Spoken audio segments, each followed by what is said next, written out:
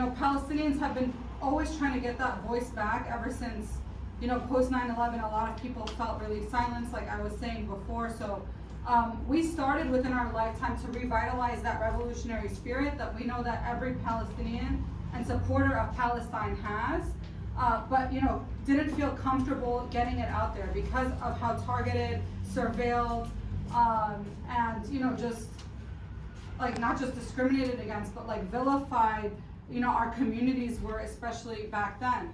And I grew up hearing from friends all the time, like, I can't go to the protest with you because my family, is not gonna let me. So people don't wanna hear about, in a formal auditorium about like, history in a removed way. They wanna be a part of it. And so, just like I asked on Nakba Day, about like 2 weeks ago, and like I ask at so many of our rallies, I ask people in the crowd to raise their hand if a family member or a loved one has ever been in a Zionist jail cell, has ever been shot at, has ever been killed by Israeli settler forces, Zionist forces, and you see so many people in the crowd raise their hands. I think this is something you guys covered before also, but we knew that there has been this revolutionary spirit in our community, that people are directly impacted by it.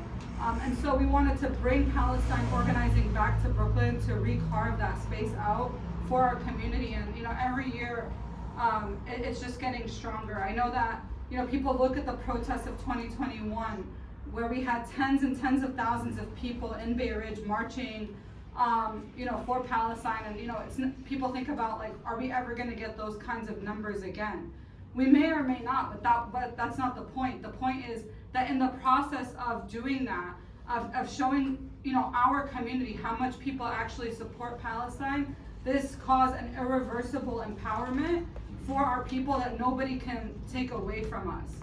People grew up saying that they're Lebanese or Jordanian, or just talking about where their family's refugee camp ended up, saying that this is their identity, rather than admitting that they're Palestinian, because the first thing you think of when you think of Palestine is terrorists, or at least that's how it was.